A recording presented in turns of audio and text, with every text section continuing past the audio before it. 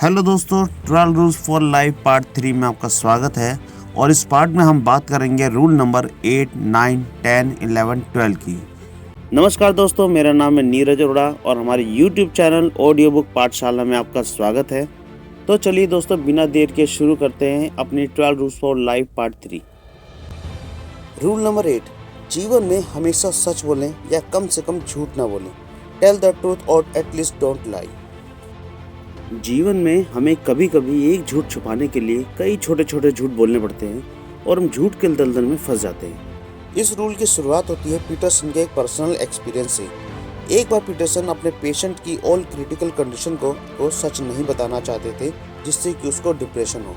इसके लिए पहले जितना सच बताना जरूरी था उतना बताया, फिर उसकी अन्य अच्छाइयों के बारे में बात करने लगे। इससे उनके पेशेंट को जवाब भी मिल गया और उन्होंने अपनी पूरी बात भी कह दी।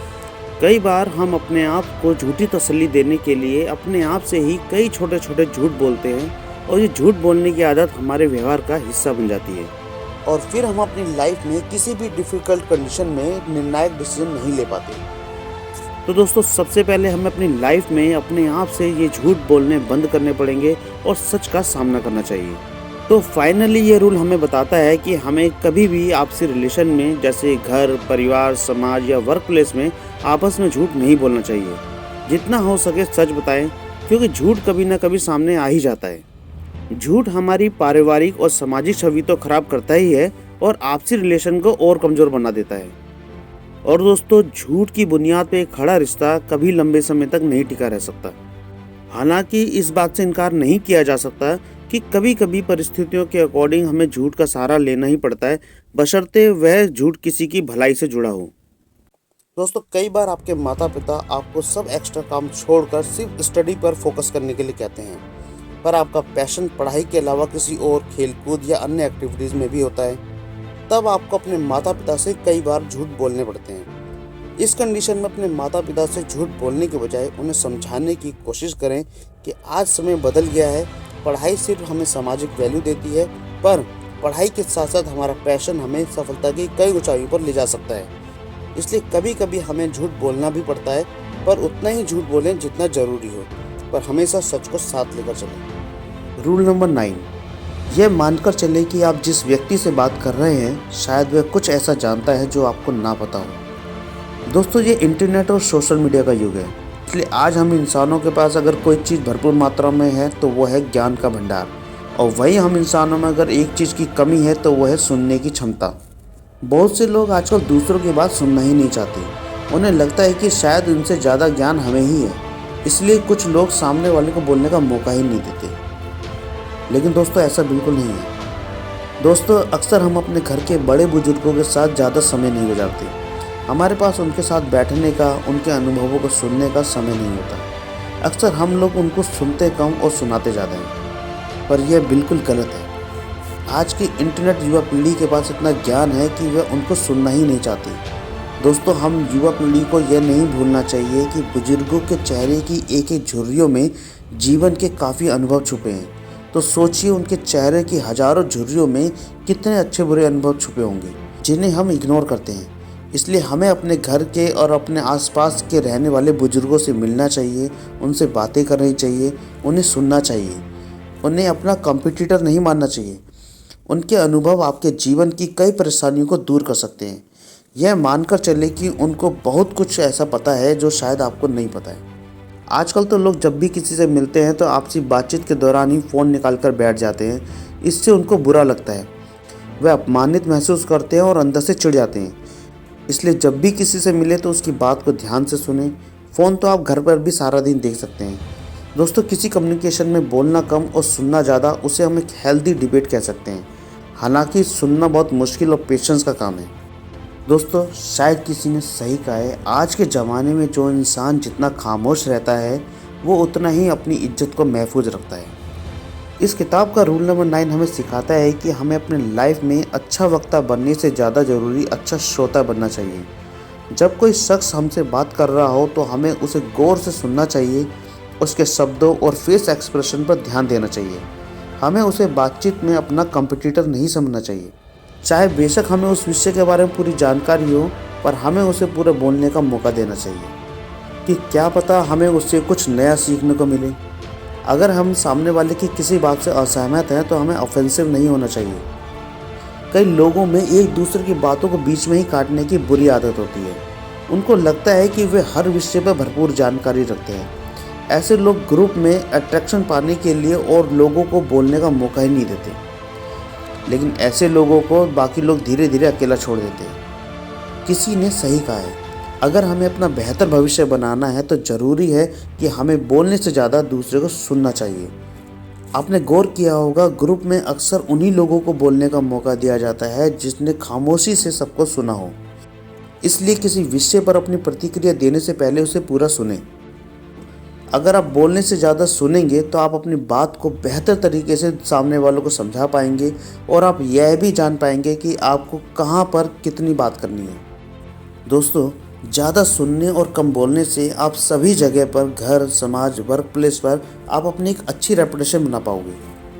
सुनने का मतलब यहाँ यह बिल्कुल नहीं कि आप सिर्फ सुनते रहे और सामने वाला अपनी बात बोलकर चला जाए और आप अपनी बात या विचार व्यक्त ही ना कर पाएँ। सुनने की भी एक लिमिट होती है और बोलने की भी कुछ सीमाएँ होती हैं। यहाँ पर हम आपको एक अच्छे लिसनर और गुड स्पीकर के कुछ टिप्स बताते हैं जिन्हें आपको अपनी लाइफ में फॉलो करना चाहिए। हमें सामने वाले को बोलने का मौका देना चाहिए और जब उसकी बात ख़त्म हो हमें तभी बोलना चाहिए। नंबर 2, जहाँ आपकी बात और आपके शब्दों की वैल्यू ना हो और आपकी बातों को इग्नोर किया जा रहा हो तो वहाँ या तो चुप हो जाए या वहाँ से चले जाए। नंबर 3, अगर हम किसी की बातों या विचारों से असहमत हैं तो हमें उससे बहस या फिर हमें मतभेद नहीं करना चाहिए। नंबर 4, हमें सामने वाले को सुनने के साथ साथ उसके फेस एक्सप्रेशन और बॉडी लैंग्वेज को भी समझना चाहिए। इसके ऊपर कई सारी बुक्स जैसे how to talk, social behave, मौन की शक्ति आदि कई सारी बुक्स बनी हैं, आप उसको भी डिटेल में पढ़ सकते हैं। इसलिए फाइनली पीटरसन कहते हैं कि हमें हमेशा दूसरों को गौर से सुनना चाहिए, यह सोचकर कि शायद उसे ऐसा कुछ पता है जो हम नहीं जानते। दोस्तों, अगर आप चाहते हैं कि मैं social behave, how to talk, impressive talk के ऊपर डिटेल से एक वीडियो बनाऊं तो कृपया कमेंट बॉक्स में ज़रूर बताएं। Number 10, be precise in your speech.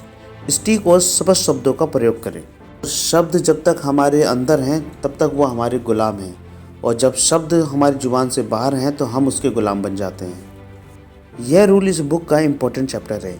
जैसा कि आपको पहले रूल में राइटर ने बताया कि हमें बोलने से ज़्यादा सुनकर बोलना चाहिए, इसी तरह इस रूल में बताया गया है कि आप जब भी बोलें वह मीनिंगफुल होना चाहिए, उसका कोई अर्थ होना चाहिए। हमेशा बिना सोचे समझे नहीं बोलना चाहिए। जैसे मान लीजिए आप किसी टॉकिंग ग्रुप का हिस्सा हैं और उसमें किसी विषय पर चर्चा हो रही है और आप अचानक किसी और विषय पर बात करना शुरू कर दें, या ज़्यादातर आप मजाकिया मूड में रहते हो, तो ऐसे में आपको कोई सीरियस नहीं लेगा। इसलिए अपनी वैल्यू बनाएं, इसलिए मैच्योर और सिंसियर बने, परिस्थितियों के अकॉर्डिंग व्यवहार करें। जहाँ सीरियस रहने की ज़रूरत है वहाँ सीरियस रहें और जहाँ मजाक चल रहा हो वहाँ मजाकिया बने। कुछ लोगों को फालतू बोलने का इतना शौक होता है कि वे घंटों बोलते चले जाते हैं। उनके फालतू के ज्ञान से लोग बहुत ही बोर हो जाते हैं और वे मन ही मन उसे कोस रहे होते हैं। दोस्तों, आज इंटरनेट का ज़माना है और लोग ज्ञान की बातें यूट्यूब और इंटरनेट पर पहले ही देख सुन लेते हैं। लोगों के पास इतना टाइम और इंटरेस्ट नहीं होता कि दूसरों के पकाऊ भाषण को सुनते रहें। इसलिए आज की डेट में आपको अगर कोई स्पीच देनी है तो उसे बहुत ही ब्रीफ रखें और उसमें बेसिर की बातें ना करें। कुछ ऐसा बोलने की कोशिश करें जो दूसरों ने कभी ना सुनी हो, जिससे उनको कुछ सीखने को मिले। जो कुछ भी बोलना है उसे ब्रीफ में बोलें और अपनी स्पीच को जल्दी से जल्दी ख़त्म करें। इससे सब लोग आपकी रिस्पेक्ट करेंगे। कई लोग दूसरों की भावनाओं की कदर करते हैं, उनको समझते हैं और पेशेंसली उनको सुनते भी हैं, पर जब वे अपनी भावनाओं को, अपने आप को किसी के दूसरे के सामने वे एक्सप्रेस करते हैं तो वो सही से अपने आप को एक्सप्रेस नहीं कर पाते, जिससे लोग उनको समझ नहीं पाते और वे हताश फील करते हैं। दोस्तों, आपने देखा होगा कई लोग सीधे साधे नेचर के होते हैं, उनसे किसी काम के लिए ना नहीं निकलती। जैसे उनके किसी फ्रेंड ने उनको कहीं चलने के लिए कहा, उनका मन ना चाहते हुए भी वो मना नहीं कर पाते। जैसे उनके बॉस ने उनसे कोई काम करने को कहा पर उनकी तबीयत सही ना होते हुए भी वो काम को मना नहीं कर पाते। इसलिए राइटर पीटरसन कहते हैं कि हमें कम्युनिकेशन में डिसीजन मेकर होना चाहिए। इसलिए हमें हमेशा मीनिंगफुल, स्पष्ट शब्दों का प्रयोग करना चाहिए। जब हम अपनी प्रॉब्लम को पहचान नहीं पाते तो वह प्रॉब्लम और धीरे धीरे बड़ी और बदतर होने लगती है। अगर आप किसी प्रॉब्लम की जड़ को समझ नहीं पाए तो आप उसे कभी हल नहीं कर पाएंगे। यही कारण है कि हमें बहुत सोच समझकर बोलने की ज़रूरत है। एक बार जब आप प्रॉब्लम को पहचान लेते हैं तब आपको समझ में आ जाता है कि उसे कैसे सॉल्व करना है। अगर आपको कोई काम प्रेशराइज होकर या दबाव में आकर करना पड़ रहा है तो उसे प्यार व विनम्रता से मना करना चाहिए। इससे आप कई अनचाही परेशानियों से बचेंगे और हल्का फील करेंगे। रूल नंबर 11, जब बच्चे स्केटबोर्डिंग कर रहे हों तो उन्हें परेशान ना करें। दोस्तों, इस चैप्टर की शुरुआत राइटर के पर्सनल एक्सपीरियंस से होती है। एक बार लेखक यूनिवर्सिटी ऑफ टोरंटो के सिडनी स्मिथ के हॉल में बच्चों को स्केटबोर्डिंग करते हुए देख रहे थे। वहाँ पर स्केटबोर्डिंग करना बच्चों के लिए बहुत ही रिस्की था, बट फिर भी बच्चे बिना डरे आराम से स्केटबोर्डिंग कर रहे थे। बच्चों में बड़ों के मुकाबले किसी भी चीज़ को सीखने व रिस्क लेने की क्षमता ज़्यादा होती है। इस बुक का यह चैप्टर हमें अपने बच्चों को आत्मनिर्भर बनाने पर जोर देता है। कई माता पिता अपने बच्चों की छोटी छोटी गलतियों के लिए रोका टोकी करते हैं, उनको मारते भी हैं, उनको शैतानियाँ करने से रोकते हैं। उनको शैतानियाँ करने दें, कुछ क्रिएटिव करने दें। जब तक वे गलतियाँ नहीं करेंगे तब तक वे गलतियों से कुछ नया नहीं सीखेंगे। बच्चों को आत्मनिर्भर बनने दें। लेखक कहते हैं कि जब हम किसी चीज़ को लेकर इंकरेज और पैशनेट होते हैं तो हर उस काम को करने की रिस्क की परवाह नहीं करते और उस काम को जरूर करते हैं। आप अपने बच्चों को छोटी छोटी जिम्मेदारियां दें, जैसे उसके खिलौनों को साफ करने के लिए या उसकी किताबों को शेल्फ में सजाने के लिए।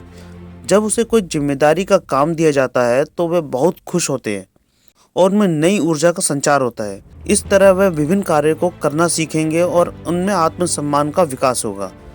वह आपके दिए गए सारे काम करेंगे क्योंकि वह आपको एक रोल मॉडल के रूप में देखते हैं। बहुत सारे माता पिता अपने बच्चों के प्रति ज़रूरत से ज़्यादा प्रोटेक्टिव होते हैं। वो अपने बच्चों पर कई चीज़ों की पाबंदी लगा देते हैं कि यहाँ नहीं खेलना, वहाँ नहीं जाना, ये नहीं करना, ये आप गिर जाओगे। उसको पहले ही डरा देते हैं और वो हमेशा बीच में आकर अपने बच्चों की प्रॉब्लम को सॉल्व कर देते हैं। इसका रिजल्ट ये निकलता है कि बच्चा डरपोक और अंदर से कमज़ोर हो जाता है। वो अपने पेरेंट्स की मदद पर डिपेंड हो जाते हैं और वो खुद कोई डिसीजन नहीं ले पाते। ऐसा अपने बच्चों के साथ ना करें। अगर आपके बच्चे का अपने फ्रेंड के साथ कहीं झगड़ा भी हो जाता है तो उनकी बात को ध्यान से सुनें, लेकिन उन दोनों के बीच में जाके आप इंटरफेयर ना करें और ना ही आप उनकी प्रॉब्लम को हैंडल करें। ये काम उनको खुद करने दें, जो डिसीजन है उनको खुद लेने दें। इससे आपके बच्चे को खुद ये पता चलेगा कि उसे क्या करना चाहिए। इससे उनमें सेल्फ कॉन्फिडेंस डेवलप होगा और किसी पर डिपेंड होने के बजाय वो प्रॉब्लम को हैंडल करना सीखेंगे। इसलिए राइटर कहता है कि अपने बच्चों को अपने सुरक्षा के कंफर्ट जोन से बाहर निकालें और उन्हें अपने आप कुछ करने दें, उन्हें आत्मनिर्भर बनने दें। रूल नंबर 12, अगर आपको रास्ते में कोई बिल्ली नज़र आए तो उसे पाल लें। दोस्तों, आजकल की भागदौड़ भरी व्यस्त ज़िंदगी में हम लोग इतने बिजी हैं, हम सिर्फ भेड़ चाल की तरह दौड़ते जा रहे हैं। हम पे जिम्मेदारियों का इतना बोझ है कि हम पर अपने लिए कोई समय ही नहीं है। इसलिए थोड़ा रुकना ज़रूरी है। ज़िंदगी की छोटी छोटी खुशियों का आनंद उठाएं। यह प्रकृति बहुत सुंदर है, या छोटी छोटी चीज़ों का हम आनंद उठा सकते हैं। हो सकता है कि घर लौटते वक्त आपको सड़क पर एक बिल्ली दिख जाए जो खाने की तलाश में भटक रही हो और उसे देखकर आपके चेहरे पर स्माइल आ जाए। इसलिए थोड़ा रिलैक्स करें, थोड़ा रुकें, कुछ देर रुक कर बिल्ली को प्यार से सहलाएं। दोस्तों, हमें अपनी ज़िंदगी इतनी अस्त व्यस्त भी नहीं करनी चाहिए कि जिसमें आपके लिए अपने लिए ही टाइम ना हो। दोस्तों, ये प्रकृति इतनी सुंदर है, लेकिन यहाँ रुक कर इसे देखने का किसी के पास वक्त ही नहीं है। अगर हम जिंदगी को देखने का, जीने का नज़रिया बदलें तो हमारे आसपास छोटी छोटी खुशियाँ बिखरी हुई है, हम उसको एंजॉय कर सकते हैं। आपके घर में आपके बच्चों के साथ टाइम स्पेंड करना, उनके साथ खेलना, फैमिली के साथ कहीं बाहर जाना, इस प्रकृति में शांत जगह पर कहीं कुछ टाइम के लिए टाइम स्पेंड करना। इसी तरह ज़िंदगी में बड़ी बड़ी जिम्मेदारियों के बीच हम अच्छी खासी ज़िंदगी को भी हम बर्बाद कर लेते हैं। इसलिए छोटी छोटी खुशियों को एंजॉय करें। तो दोस्तों, आपको जॉर्डन बी पीटरसन द्वारा लिखित यह किताब 12 रूल्स फॉर लाइफ कैसी लगी, और इस किताब में बताए गए सभी 12 रूल्स में कौन से रूल्स आपको सबसे अच्छे लगे, प्लीज़ हमें कमेंट बॉक्स में ज़रूर बताएं।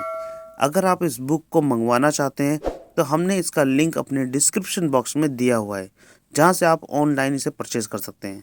हमारे इसी तरह के लेटेस्ट वीडियो को देखने के लिए हमारे यूट्यूब चैनल ऑडियो बुक पाठशाला नीरज अरोड़ा को ज़रूर सब्सक्राइब करें। Thanks for watching.